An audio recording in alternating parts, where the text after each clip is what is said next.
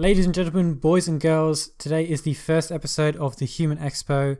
We'll be interviewing today the Living Tombstone, probably one of the biggest musicians online right now, and definitely the biggest musician in the Five Nights at Freddy's community. So the first season of the Human Expo is all about people who have made an impact in the Five Nights at Freddy's community. So to kick it off, we have Yoav. So if you want to introduce yourself, go ahead. Yeah, sure. My real name is Yoav Landau, and I run a YouTube channel called The Living Tombstone, where I upload a lot of fan content and songs and videos about stuff that I like, whether there's My Little Pony, Five Nights at Freddy's, and other video games and shows. I've been doing this for the past 8 years, basically.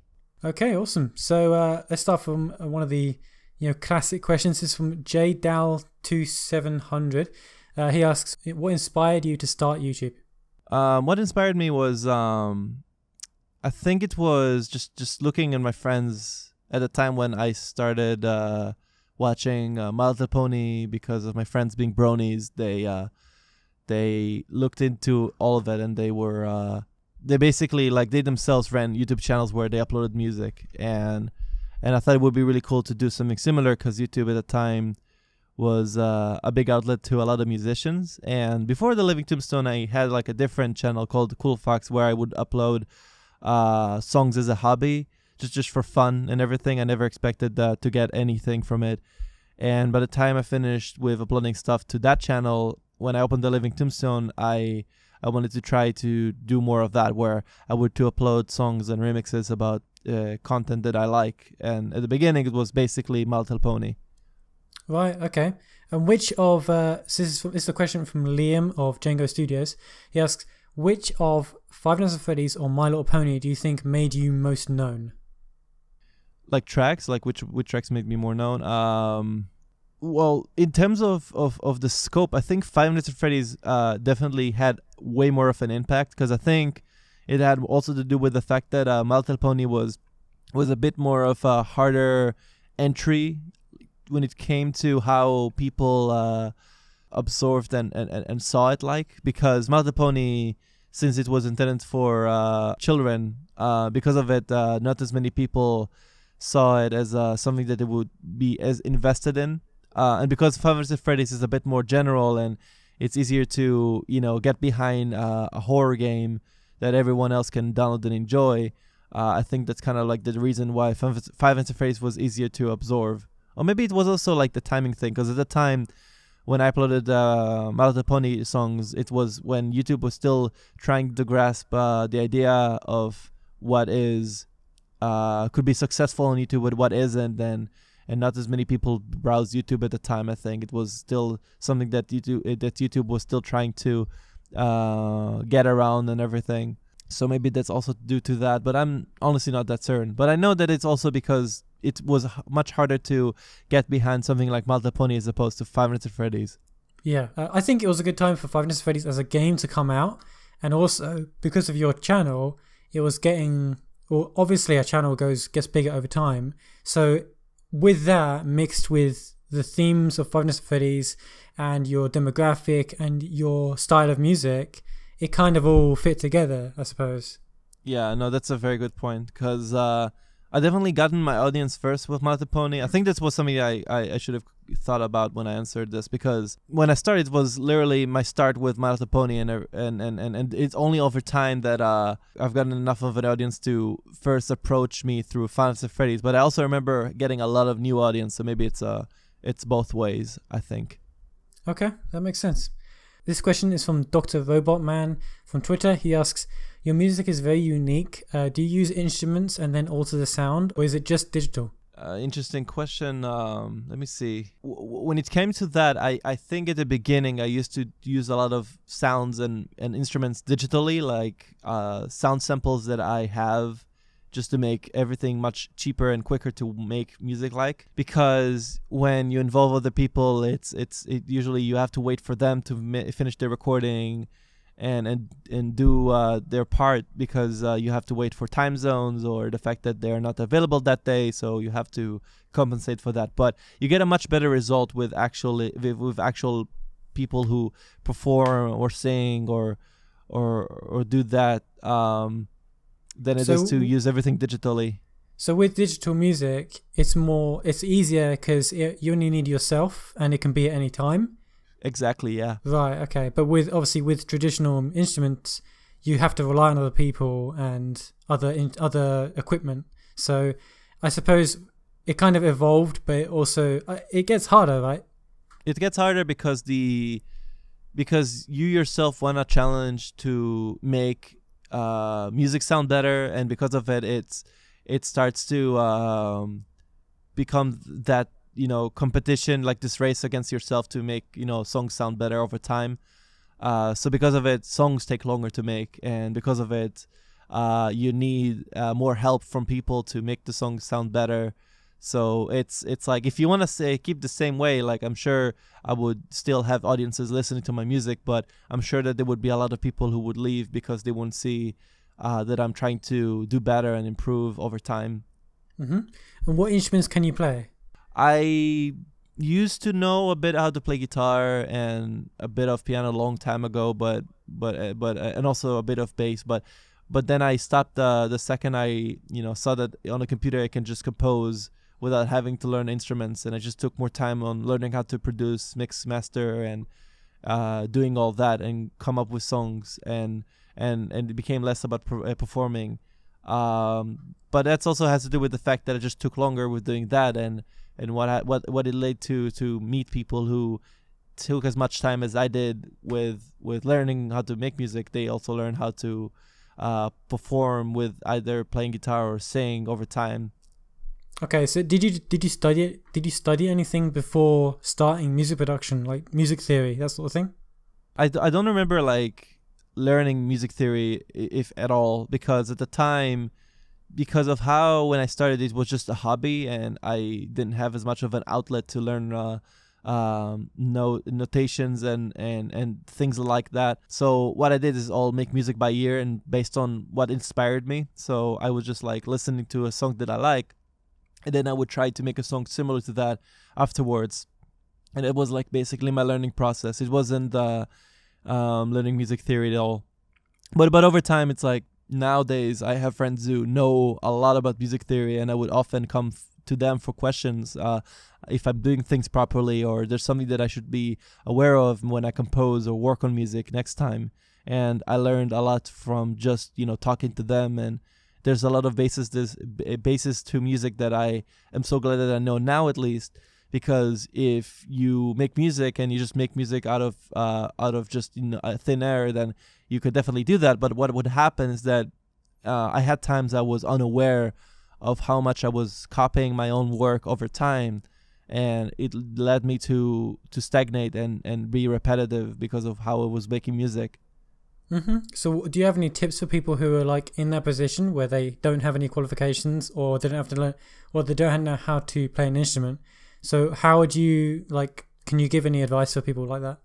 Yeah, sure. I would definitely say just start. Like, one of the hardest thing to do as a musician or from any level, even if me myself working for so long, you would have these moments where you just don't feel like starting anything because you're just so afraid of doing badly after that.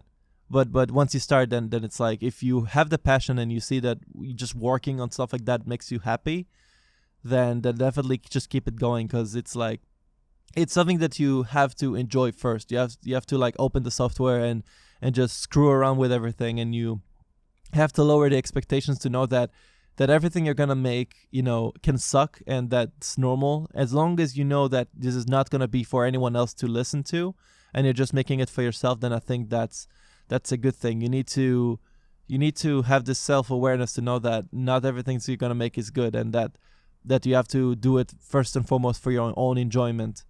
Mm-hmm. Okay, that's great. That makes sense. Okay, so this question is from Fazbear_studio. Why is your name the Living Tombstone? The name of the Living Tombstone, it came because when I first started the channel, like before I started the channel, I used to watch a lot of anime, and one of the shows that I used to watch was Black Lagoon. And after I finished watching the 2 seasons, I had this idea to make a virtual band, much like Gorillaz, that would comprise of mercenaries who they would do illegal stuff and will do a lot of killing, but then at the end of the day they would go to a bar or something and they would perform music that they created, like rock music. And I thought the Living Tombstone would be a fitting name because it's for people who would do a lot of killing basically as their job. So I stuck up with the name because I thought it just sounded cool. I never realized that it has something to the name that makes it stand out, because I didn't realize it was an oxymoron, and I didn't realize many things. I just liked the name because it sounded cool, and I just kept going with making music. And only like 8 years later, I was able to make the kind of music that I wanted in the beginning, which was rock music. Because at the time I just didn't know how to do it, but now I actually have performers who know how to perform with a guitar and can sing and can play bass and drums and everything. So hopefully in the near future I would be able to do just that, where I would make a band that would play all these songs live and everything like I wanted in the beginning when I started the channel. Okay, so it's like, first of all, it's a very memorable name, and it can be like associated with a single person or band. So that's clever. I mean, that's like future proof. So that's good. Yeah, I honestly didn't think about that. Like I literally started the name. I was like, screw it. I just start the channel and make songs and see what happens. It was just like a placeholder, basically. I mean, it's not a placeholder because when you create a channel on YouTube, you cannot replace it. So I just stuck with the name because I thought it sounded cool, and I just kept going with it. Okay. So regarding the virtual band, can you do you have any experience with the visuals or things like that, like graphic design, or like most of the stuff on your channel, isn't it animated by other people? It's all animated by other people, but there's a lot of directorial work that I'm doing behind the scenes with them, where I would to tell them what exactly that I'm looking for or the kind of vision that I want. Right. Okay. So I would often write down a script that would have like timestamps of like the song. Okay, like a storyboard. Kind of, because I don't know how to draw. So what would happen is that I would have a script and this the song is already finished, but then I would give the guy who usually makes the video like 90% of the videos that I have on my channel are all made by basically one person. His name is Pedro Calvo, and he's a very, very like talented video artist who've been making different kinds of videos over time for my channel and himself also.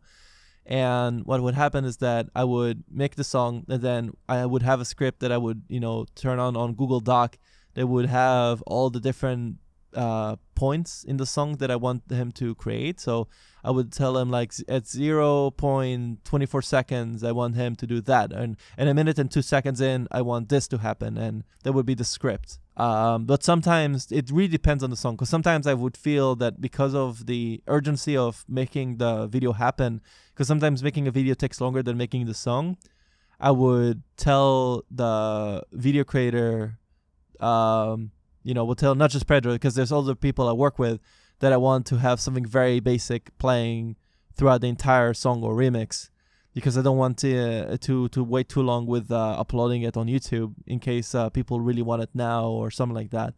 But sometimes if it's original, I'm like, if no one really is looking forward for the video because they don't know they want it yet, I might as well just take as long as I can to make it as good as possible, and then upload it when people less expect it, because they don't know what it is until they see it. Okay. Yeah. All right. So this question is from WesUniverseT, and I'll add to this as well. So he asks, when will your Splatoon 2 song come out?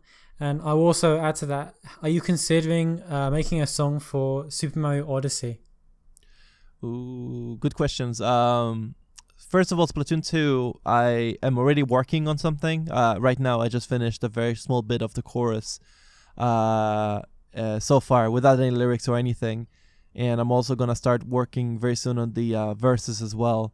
And then once it's done, I'm going to start working on lyrics and vocals for it, and hopefully also get a video very much in the same style as the first one, because I had frame-by-frame animation on this one. That I hope to also include in this, and all be done very soon. I hope. I'm not sure when, but it's all stuff that takes a bit of time, so hopefully it's gonna not take too long. Now, Super Mario Odyssey, what has been worked on, I already have in my, I have my other music producer helping me with producing some of the songs. His name is, he goes by Custom Phase, and he's a fantastic drum and bass producer who does a lot of other genres as well. And he helped a lot with making the remix for the One Up Girl song from Super Mario Odyssey. So the idea is to have it done very soon, because he already finished most of the remix. Now it's all there is to add is a bunch of backing vocals to it, and the video hopefully would not take that long to make it either. So we're gonna see how's that going, because it's literally almost done. It just needs a couple of little instances of stuff to add to it, and it's out of the gate basically. Okay, cool. SpringWeb asks, do you enjoy listening to your own music? Yes and no. Like I love listening to it, because it's like it's always fun to get to know and listen to your music after a long time of not working on that same song. Because usually when I finish a song, I upload it, I listen to it a bunch of times, and then I purposely wait a couple of months until I get to listen to it again and get a different perspective on what I tried to make before. And there are some like songs that I listen to that I am very proud of, because I am very happy that I stuck by making the song as good as possible, and it shows. And there's some songs that I am not as proud of, because I see that I could have took more time with making it as good as possible, and because of it, it's like for me as a way to criticize and learn how to do better next time, because those songs are relics, and they're like, I see them as ways to a way to improve in the future when I'm working on more songs in the future basically. Okay, so when you listen to your own music, you have a second window into understanding it. So you not only do you listen to the music as a song, but you also it reminds you of how it was made. Yeah, because when you listen to it, you know what happened, what went through making that song, as opposed to like the experience that I get from listening to other people's music is that I don't know what happened there exactly. I can just assume that this was the process when they worked on the song, but I'm assuming that if they were to listen to it on their own music, is that they would definitely see something that I cannot see, because they actually had firsthand, working and interacting with that song in the beginning. So when you listen to other music that isn't your own, do you think about how it was made? I often do, because I always want to see like, oh, this is interesting, and that's usually what I get a lot of my inspiration from, is to listen to what other people try to do in their music, and see if I can somehow apply it to my own work and make it as an interesting venture in a song or production. Because I know that if the way I see it is that if I see someone else's work and I see that something really worked well there, and it's interesting, and I want more people to see this kind of idea in more productions, is that I take it and I try to apply it in my own work somehow, as a way to inspire myself and see that, oh, if this works there, I could definitely see myself trying differently in my own production and see if that works. Okay, can you think of any particular people or bands or like people who you have been inspired by? There's a lot of Israeli artists that if I mention their name here, I'm not sure anyone will recognize them. But right, okay. Some artists that I like, and artists that I listen to on a pretty consistent basis is let's see here. System of a Down is one of my absolute top favorites that I listen to. Uh-huh. I listen to often to musicians that definitely take music to the next level, and that makes you think differently, like Igor, who is like a breakcore / metal / baroque / a lot of stuff, where he would make a crazy music and you would listen to it and definitely try to like, you're basically inspired by the fact that he took this long to make one song this crazy, and you can definitely feel it, and that inspires you to try just as hard to make music in your own way. Mm-hmm. And it's artists like that I listen to get this idea of trying harder and try to do better each time. Okay, that's cool. Okay, this is an interesting one. This is from EddictedBrony, addicted with an E at the beginning.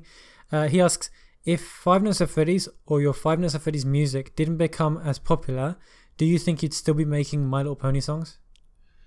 I think because of the time and how My Little Pony fandom evolved and also started to stagnate a bit, is that I don't think I would have continued to make more My Little Pony songs for a couple of reasons. I think one of the main ones would be Hasbro being a bit of a problem for a lot of creators in the My Little Pony fandom, including myself, where they would look at fan work on YouTube and they would be afraid, both intellectually because it's their property, it's their copyright to use My Little Pony. So what happens is that they're afraid that by having fan content on YouTube is that there's people who are breaking the copyright, the law, and they would need to do something about it and stop them from, to upload content. So Hasbro kind of saw, especially animators, I'm assuming, as a kind of competition that could take away attention from fans. Yeah, because they didn't want Hasbro both didn't want people to break the copyright, and also because it was done in a way that was very faithful to the show, to the point that the animation is pretty accurate and everything, and that made Hasbro pretty worried. So they decided to send them cease and desist letters and stop them from doing anything. And in my case, because I made remixes on songs from the show, it also caused Hasbro to stop some of my videos from being uploaded, and that was very, very difficult. Luckily, some of them are still uploaded, but the fact that they were eyeing my channel and they were trying to sabotage it in some way made it very scary for me to upload anything. And the second reason would be that it's also because it's like over time the show kind of lost interest to me, and I also didn't feel like I had as much ideas to keep rolling making more songs about the show. So I decided to at some point to kind of like take a break from it, because I felt like there wasn't anything interesting or new or special that made it special for me in the very beginning, and that kind of made me want to like take a break and stop, because I just didn't feel like that if I didn't have as much passion for it as some of the fans who kept watching the show until this day, I didn't want to like disappoint and what was the word I was looking for? Basically, I don't want to disrespect my fans, to basically make something that's not as good and disrespect them, because I definitely saw, there were songs that I uploaded or remix like the Stop the Pats remix that people felt like I was disrespecting my fans by including a joke at the beginning, and I saw how, and I definitely understood that it was very special for people who love the show to see that, and they felt like I was screwing with them, that I didn't care about the show as much as they did. So to avoid the controversy and to avoid disappointing people, I decided that if I wasn't to have as much passion for it as much as they did, I don't think there's a point in making songs and using it as a momentum, because that would be disingenuous and disappointing. Okay. So regarding the whole deal with Hasbro, how they were kind of taking over a bit. So you haven't had anything like that for songs regarding Five Nights at Freddy's, have you? It was the complete opposite, because Scott was the only one working on the game in the beginning, so he had more hand about how he would to handle the copyright about Five Nights at Freddy's. Now, Five Nights at Freddy's is a household name that you can see everywhere in stores, selling so much merch everywhere. But in the beginning, I definitely understand how Scott saw me and saw other creators, and he understood fully that Let's Plays like Markiplier and Jacksepticeye, they were all people who definitely help people drive the games forward and definitely get more people to be interested. Yeah, you kind of acted as promoting, right? Exactly, because my songs, regardless of what people thought or anything like that, it's kind of spoke for itself that there were definitely people being interested at the fan content that was created about the games, and that led for a lot of people to know what Five Nights at Freddy's is. They heard about this before. They know that it exists, and that it definitely landed in a lot of people's subconscious and a lot of people were definitely talking about this. And I think Scott definitely embraced it to the fullest, to the point that he definitely heard my music before. He definitely saw the Let's Plays. He definitely saw everything. And he definitely respected the fans to the point that he gave us control and a lot of freedom when it comes to how we go about making the songs and making the videos without having to be afraid that it's based on his game. Yeah, so I think that this is partially because Scott was already very familiar with the internet and he was very familiar with creating games. I think as soon as Let's Players and fan games and animations, as soon as they popped up, he kind of immediately saw it as advertisement for the game, because he was failing as a developer. So seeing so many people talking about it, I think he must have thought that he'd be like shooting himself in the foot if he were to take them down or talk bad about them. Yeah, exactly. I think in the end of the day, because he was definitely the only person at the time working on the thing, the last thing he would want to do is to harm what was already being created about his passion to his own game. Mm-hmm. You definitely don't want to take it away. If I was Scott, I would definitely see my fans the same way, where if it wasn't for them and if it wasn't for the creators making stuff about my game, it would have been catastrophic and hard, to digest, because of how it is important to embrace that and see it as a good thing. Mm-hmm. And plus, if you start taking down people's fan projects, it ruins your reputation. It makes you look like very evil. It also discourages people from believing in what you created, because they see you differently for trying to stop that. I think that's kind of like what happened with the fandom with My Little Pony. It's exactly that. Like, I know Hasbro already had the copyright for My Little Pony before, because it wasn't the first time that they made the show about their toys. But because of how at the time it was very new for them to see fans create stuff about their shows and toys, that they already were taking a stance about it from before, where they don't need the fans, they don't need us to give them promotion, because they already have all that. So they had no trouble with trying to erase all that or stop us from doing what we wanted.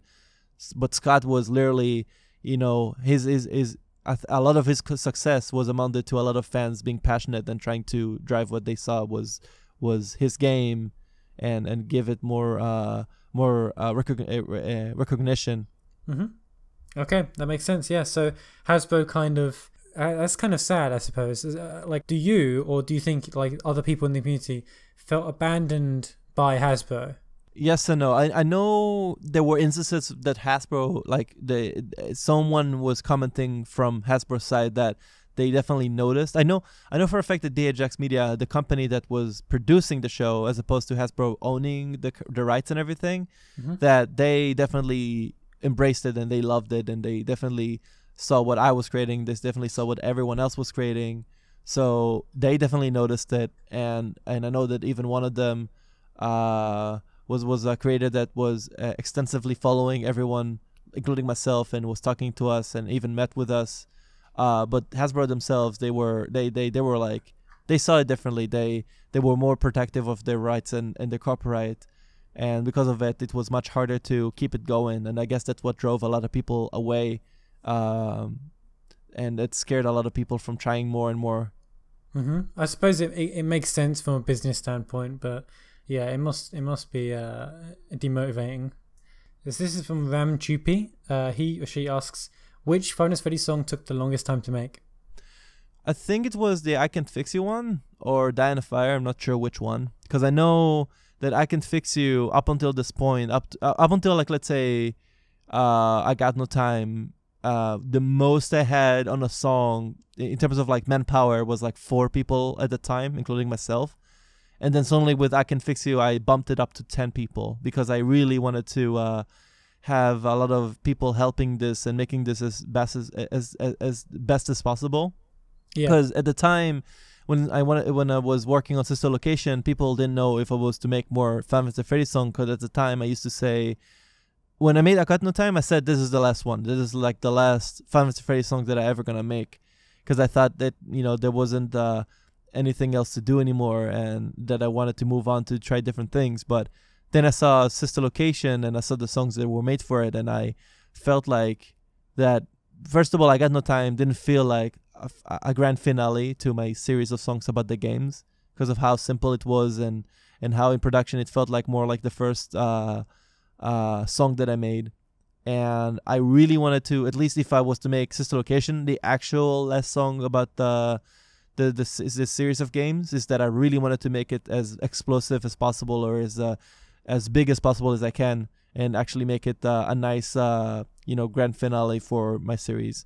Like a love letter to the fans. Exactly. Because if it wasn't, because honestly, like even in the message in the end, like I don't want people to think that I took anything of it for granted, because of how it's if it wasn't for the games existing in the first place, like I don't know if it was a different series or a different franchise that would pop instead of Final Fantasy Freddy's that would help me drive my career forward as a musician, because it's like a lucky thing where everything just bumped into place, and it just helped me a lot as a musician, and I'm pretty sure I wasn't the only one who appreciated it because of how much it enabled us to do more in the future.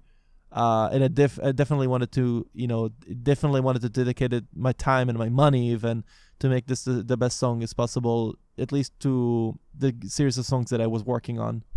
Okay. And do you think the Sister Location song is your best song? Is it your favorite?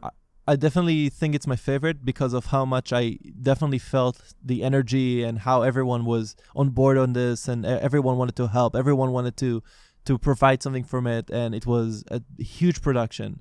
Mm-hmm. And I definitely wanted people to feel it also, and I think like people definitely did, and that made me very happy. And now, even though this being the last song and everything, I know that there was already teasers about the next game coming out, but to me, I just wanna wait. I just wanna see what exactly Scott Cawthon doing, and what's his game about, and I wanna see it firsthand once the game actually came out. And then when it comes out, like I know that I said Sister Location is the last song, but I am open-minded, and I wanna be surprised. I wanna see if this is something that I can be inspired from again, like I did with other songs, because that was all coming from seeing how everything's different and everything's changing over time. Okay. This is a question from PokerFan993. He asks, what is your thought process when making the Five Nights at Freddy's songs? Do you always want to tell a story through them? I usually do my best to like tell some kind of a narrative. Like I even did this at the time with Malta Pony. There's songs like September where the whole idea behind that song is that there is a narrative. And with this one, with the series of songs that I was working on, I definitely wanted to tell some kind of a perspective about this thing. And it was always, starting from looking into what the lore was speaking about so far in the games, and trying to apply a different formula to it and see if I can come up with something that could stand on its own despite being a song about Five Nights at Freddy's. And so far it seems like, as long as it's a different perspectives, people seem to be okay with it, and I was definitely okay with the idea because of how much I wanted to surprise people by let them like see something different behind this, because I was trying to tell them like this is what I think, and see if this could stick. And so far it seemed to worked pretty well for me when it came to how I came up with the songs. I noticed at least in the second song, I don't remember the songs by name. I remember them by the order they come out. I remember at least in the second one, you don't mention any of the character names.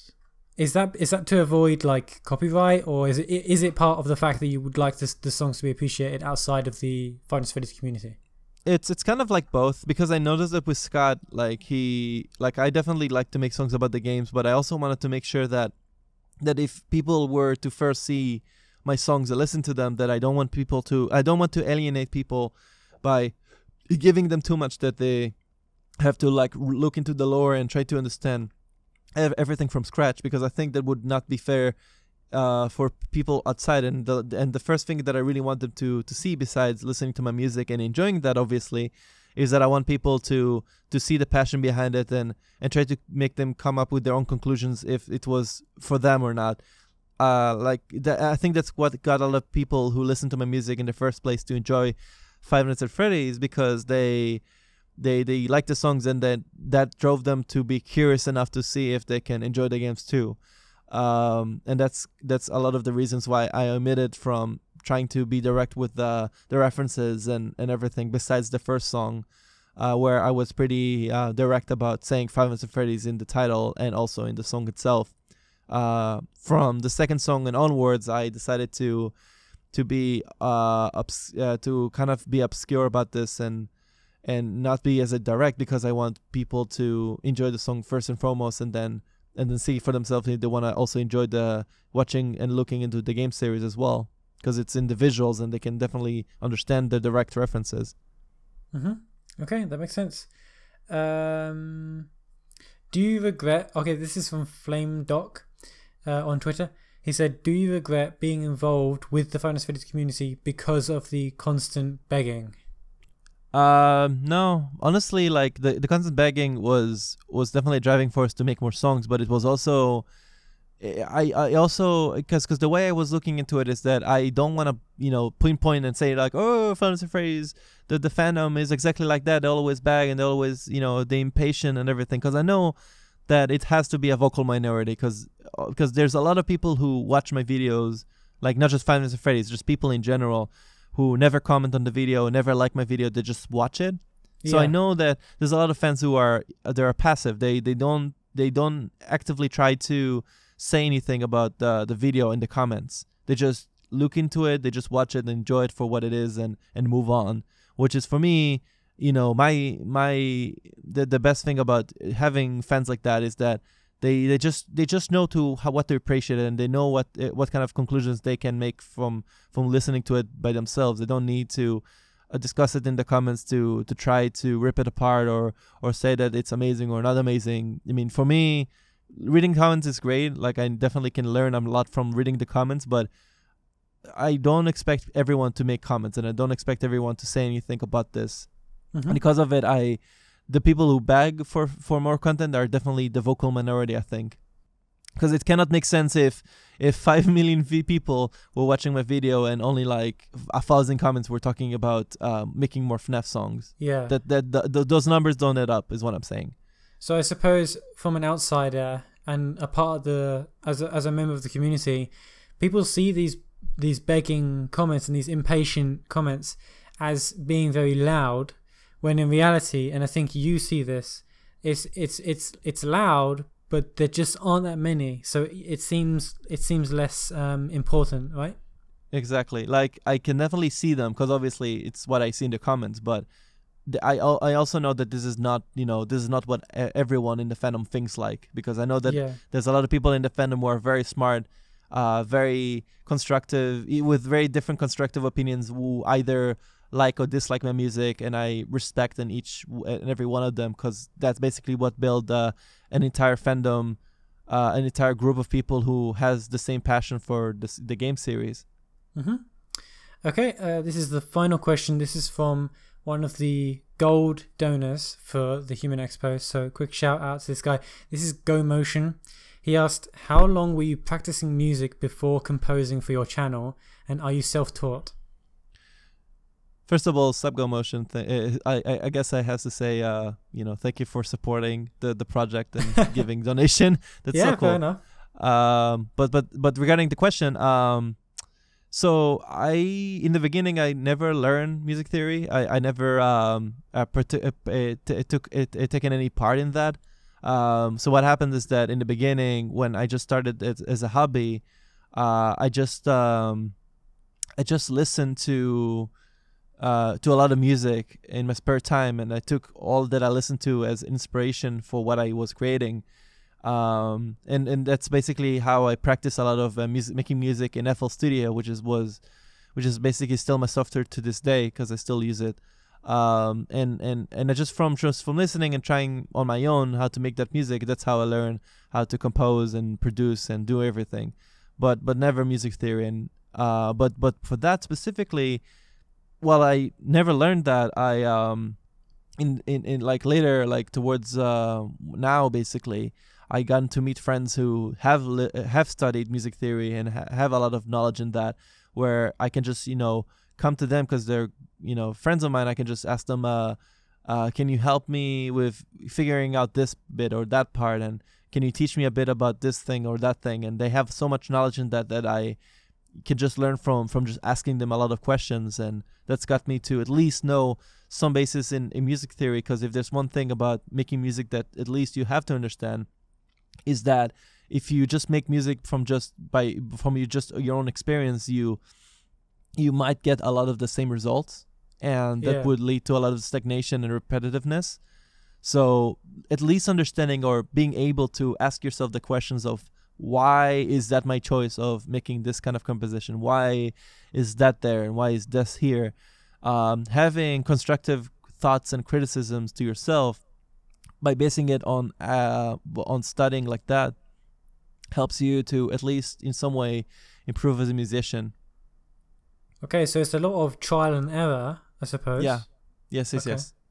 But you do get, so it's not just inspiration from other people, but I suppose someone at your size, do you like talk to other musicians in your kind of realm, and they can help you with that?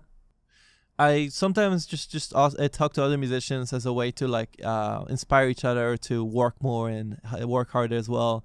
Like now, one of my best friends is DA Games. Like he and I talk often and see each other in conventions often. And he's a special person because he's like so passionate towards his fan that he make happen basically. And I think, because of what he's doing and what I'm doing, we get to each other to like talk and see if we can help each other out in many productions. But even though we don't collaborate often, like he basically just helped once as a background vocalist for the Bandy and Ink Machine song remix. He and I definitely want to work together on songs and see if we can make something actually big happen. Okay, cool. All right, that's all of the questions. So we'll be ending this now. Is there any final things you want to say? Yes, I want to say to everyone who listens, I'm assuming a lot of you are Five Nights at Freddy's fans from the fandom or from outside the fandom. I don't know if there's... Okay, basically what I'm trying to say is that I love all of you, and I definitely appreciate how you guys made the game series grow for Scott, because if it wasn't for you guys and it wasn't for people like myself also, I don't think the game series would have continued this much forward and still make games to this day. And I think it's because of you people that we help each other out to do better things in the future in terms of growing up a community online and offline also. Dude, I'll be honest, right? The amount of people I've seen grow, like as creators, like I've seen modelers who like they're so impressive, and there's like musicians and artists, and you can see that this series has made these people evolve way more than they would have without it. It's like that's definitely true. It's really impressive. It's crazy. I don't think like that's one of the things I think that with Scott being so. Like he's involved every now and again, but being so separated from the community, I think he misses out on seeing that. Like he has made such an intriguing series that it's inspired people not just to create content, but to create better content over time. Because there's so many critical people as well. I mean, the series is a product of criticism. Yes. So it's like, I don't know. It's a powerful message, I think. So, yeah. Okay. I think, yeah. Scott is definitely a special boy. Yeah, he is. He's very special. He's our special boy. Yes, he is. Okay. All right, that's it. Thank you. That's the first episode of the Human Expo. It's been great having you on. Thank you so much for taking part. No, awesome. It was I was very glad to be here. It was awesome being part of this interview. Thank you so much. No problem. All right. I'll talk to you later. Yeah, thank you. Bye-bye. Bye-bye.